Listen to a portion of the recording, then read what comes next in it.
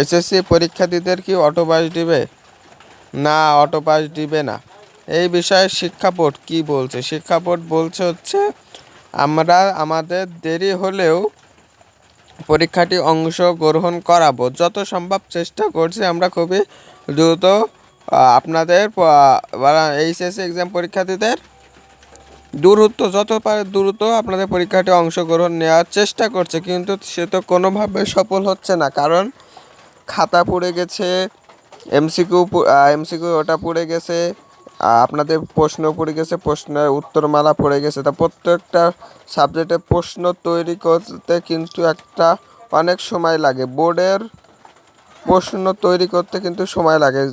এটা হচ্ছে আমাদের স্কুলের মতো না, হাবিজাবি এখান থেকে একটা ওখান থেকে একটা করে দিয়ে দিলাম, কিন্তু এটা হচ্ছে বোর্ডের প্রশ্ন। বোর্ডের প্রশ্ন তৈরি করতে অনেক সময় লাগে।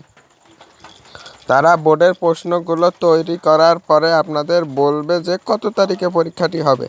আর যদি তারপরেও যদি আপনাদের সম্ভাবনা না হয়, তখন বলেছে যে আমরা পরীক্ষা যদি অংশগ্রহণ করাতে না পারি, তখন আমরা অটো পাসের কথা বলে দিব। তার আগে আমরা কোনোভাবে অটো পাসের কথা বলছি না এবং বলবও না।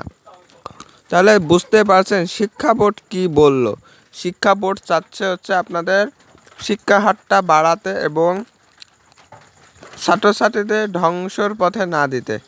তো যেহেতু এই নতুন শিক্ষামন্ত্রী, তার একটু জ্ঞান বিবেকে হয়তোবা তাদের একটু সব কিছু বুঝতে হয়তোবা তার সময় লাগবে। যেমন আগেকারের নওয়াফেল কি বলেছিল? নওয়াফেল বলেছিল যে 11 তারিখে পরীক্ষা অনুষ্ঠিত না হলে আমরা অটো পাসের ঘোষণা, এবং সে বলেও দিয়েছিল 11 তারিখে পরীক্ষা অনুষ্ঠিত না হলে অটো পাস দিয়ে দেব শিক্ষা বোর্ডের, এই কথা সে বলেছিল।